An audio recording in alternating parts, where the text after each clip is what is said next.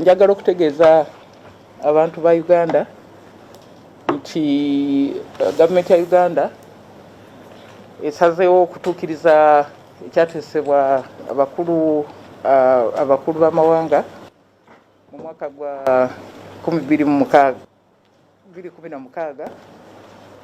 bakkirizaganya nti abantu aba Uganda bw'aba bayingira mu Sudan tebalina kusasula ssente, n'abantu ba South Sudan babajja mu Uganda nabo balekerawo okusasula ssente.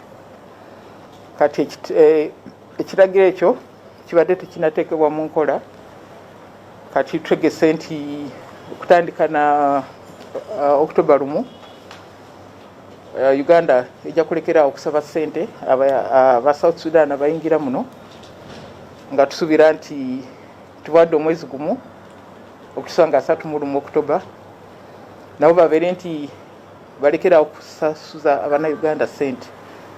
Banaba tebakikoze nga naffe tuddamu, naye nga ku ludda lwaffe tujja kubatuukiriza endagaano yakolebwa abakulembeze ba East African Community. Njagala okutegeeza Abannayuganda tufunye okukakasibwa okuva gavumenti ya South Sudan nti okuva Nimule okutuuka e Juba, kati abatambula convoy abatwala abamaguzi bawerekerwa convoy ya security okutuuka e Juba. Ekyokubiri nti roadblock ez'ekikwangala ezaali ziteekeddwawo okuggyako ssente ku bantu nazo zagiddwawo.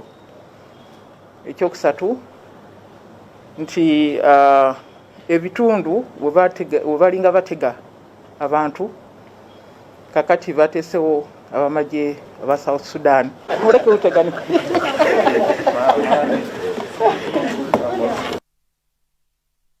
babasuubuzi n'abatuuze